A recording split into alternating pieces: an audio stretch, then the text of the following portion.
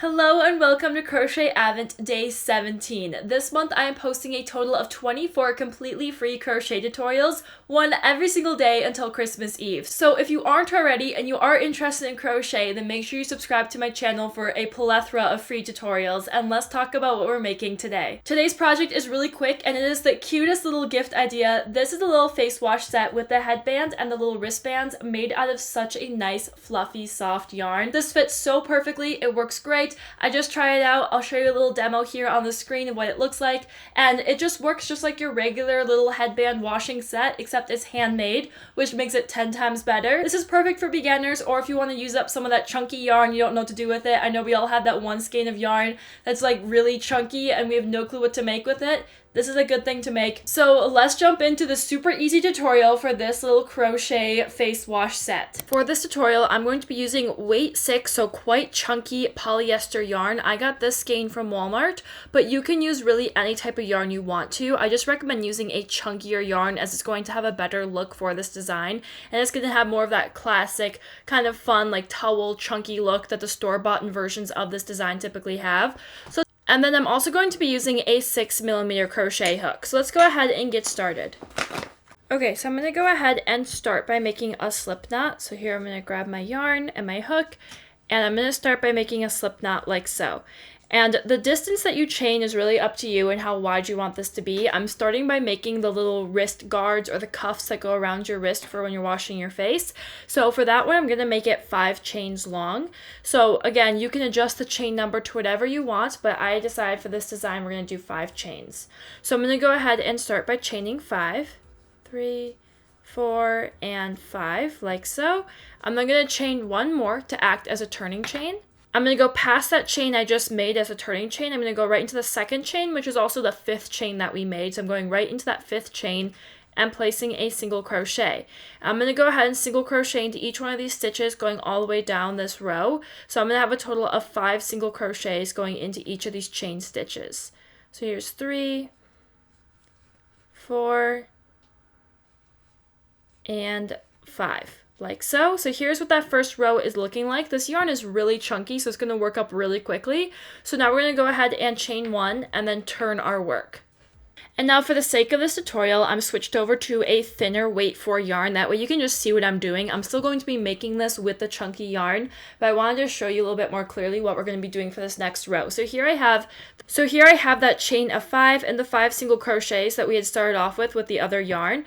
So now what I did was I chained 1 and turned my work. So now at this point, what I'm going to be doing with the fuzzy or chunky yarn is instead of inserting my hook into the first stitch here and placing a single crochet, I want this to have a more elasticated look and feel to make it fit better. So what I'm going to do instead is I'm going to tip my work, and at the top of each stitch you'll see that there are sort of a front and a back loop that makes up each stitch. It's sort of a teardrop shape here. You can see that each stitch has these strands of yarn, and there's 2 strands of yarn for each one stitch. So instead of going through the entire stitch here, I'm going to go to the top of the stitches and I'm going to go in between the 2 strands that make up one stitch and pick up just that back strand and then place my single crochet into that back strand, or what is typically considered to be the back loop only.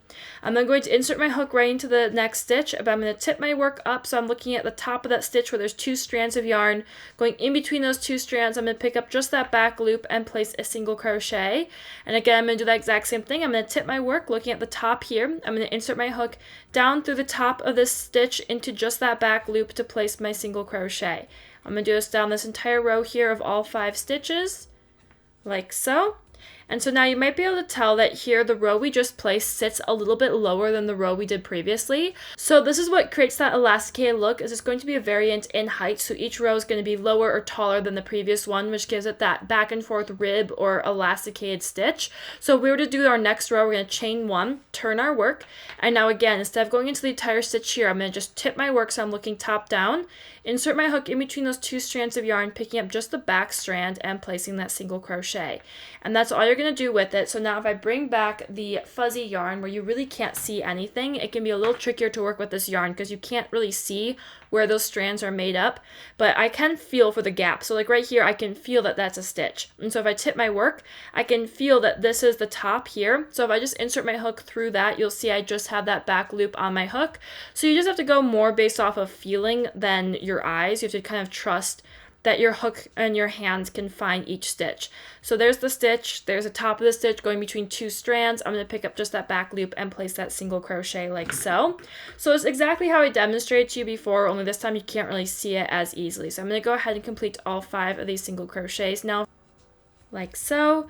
And now at the end of this row, I'm going to chain 1 and turn my work, and I'm going to do that exact same thing. So I'm going to go ahead and insert my hook into the back loop only, and I'm going to go ahead and place those single crochets right into the back loop only. And that is how easy this is. You're just going to keep on building up these very small rows of 5 stitches, working into the back loop only, and you're just going to keep on doing this until this wraps comfortably around your wrist. I'm going to do a total of 10 rows, and then I'll be back to show you how to attach this. But for now, just keep on adding these single crochets into the back loop only of each of these rows. Keep building this up until it's long enough that it wraps comfortably around your wrist. And so here I've completed 10 rows, which wraps comfortably around my wrist, and it is a little bit on the tight side, but that's the way you want it to be. Obviously, you want it to be loose enough that you can take it on and off your wrist, but I also want it to be tight enough that's not going to slip and slide around. I want it to stay nice and secure once it's on my wrist. So I ended up doing 10 rows, which is a comfortable fit for me. You can do as many rows as you want to. So now we're going to go ahead and attach these together. So what I'm going to do is I'm going to fold this in half now, like so. So I have all the stitches lined up, and again, this is kind of more up to the way you can feel each stitch. You can't really see the stitches as easily, but we're going to continue going to the back loop only. So I'm not going into the entire stitch here. I'm going through the back loop only of that first stitch. So I'm going right into the back loop only, and now we need to go through the first stitch on the other side because we're trying to attach both sides together. So I'm going through the first stitch on both the front and the back of this little strip that we made for the wrist. So I'm going to go through the back stitch, and because the stitches on this side are chain stitches, there is no front or back loop, so I just go through the entire stitch like so, because chain stitches don't have loops that we can work into, they're just one loop. I'm then going to pick up the yarn and I'm going to pull it through all of the stitches on my hook. So I pulled it through the 2 loops or the 2 stitches, and then that last loop on my hook like so, so I should just have 1 loop remaining. And now we're going to go ahead and go into the next stitch. So again, I'm going into the back loop only, and then I'm going into the second stitch on this side, which I'm just going through the entire stitch because it's just a chain stitch. I'm then going to slip stitch, so I'm picking up some yarn, pulling it through all the loops on my hook, like so. And then we're going to do that again for the third stitch. I'm going to go into the back loop only, and then going right into that third chain stitch, and slip stitch, and then back loop only. And then we're going to go into the fourth stitch, slip stitch, and then I'm going to the last and 5th stitch here. I'm going to that back loop, and then the last chain stitch on that side, and slip stitching, like so. So here is the little circle for the wrist, now fully formed. It's attached like so, it can't come undone.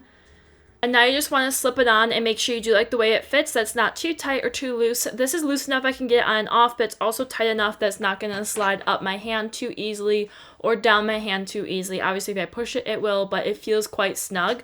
So now I'm going to go ahead and cast off. So I'm going to make sure my hook is still in that loop that I was just working with, like so. I'm going to pick up my yarn, and I'm going to pull it through that last stitch. So I'm making one last chain stitch. I'm then going to go ahead and grab my scissors, and I'm going to cut my yarn, and I leave a couple inches behind when I cut my yarn so I have some yarn left over to weave in and really secure the project. And then I cut my yarn, and I'm going to grab my hook, and I pull my hook until that yarn pops right through that chain stitch, and then give it a tug to lock it in place. So then what you're going to do with these pieces is weave in the loose ends, and then you want to turn them right side out so the seam where we slip stitch together is on the inside.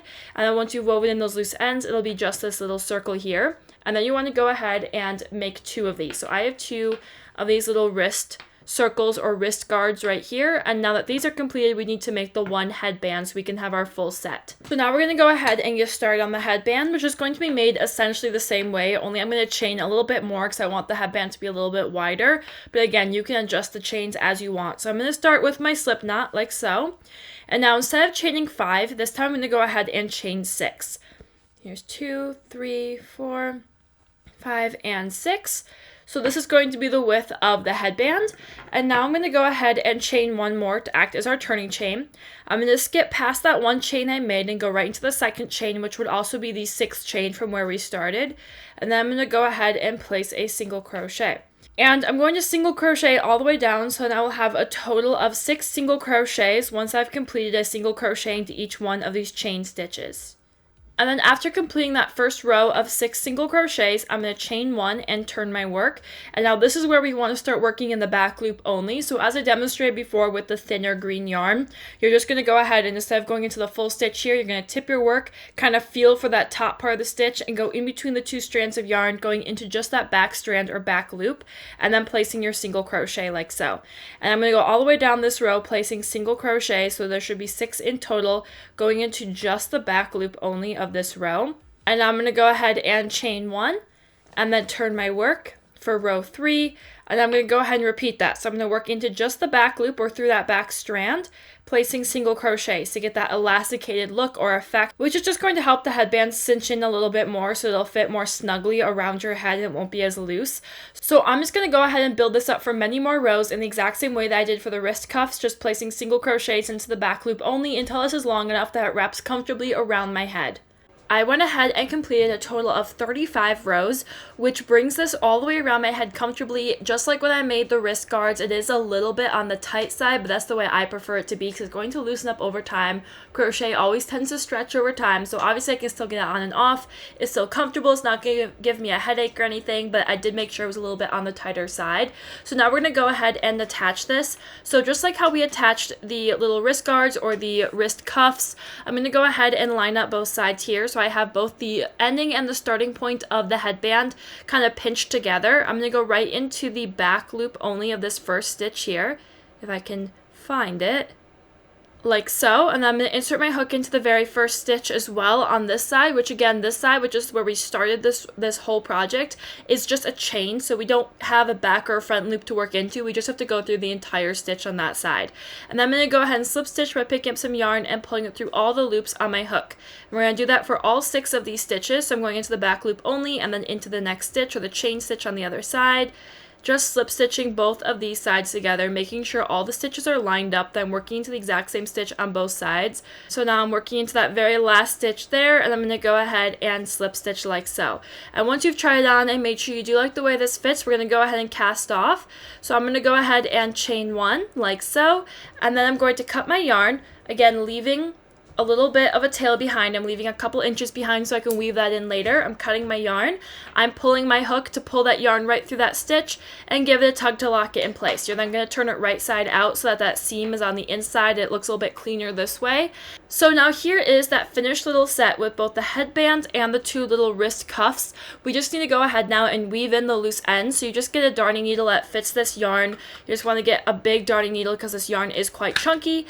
And you're simply going to thread the yarn through this needle and then weave the yarn within the project. So you just weave this yarn in between all the stitches. It takes a little bit of time, so I'm going to go ahead and do it off camera, but just like so, I just thread the yarn, and now I'm just going to tuck it inside of these stitches and go back and forth a couple times before cutting the yarn to secure it in place. And I'm just going to go ahead and do that with all of the loose ends, just weaving them all inside of the stitches. The most important thing is that you're putting the loose ends in the inside of the stitch. So if you notice when I insert my needle, you can't see it on either side of the project, so it's kind of sandwiched inside those stitches, so you won't see this loose end as I'm weaving it in. So I'm going to go ahead and weave in these loose ends. After I'm done weaving them in, I cut all the loose ends really close to the project so you never even knew they were there. And then that is the completed little headband and wristband set for your skincare needs.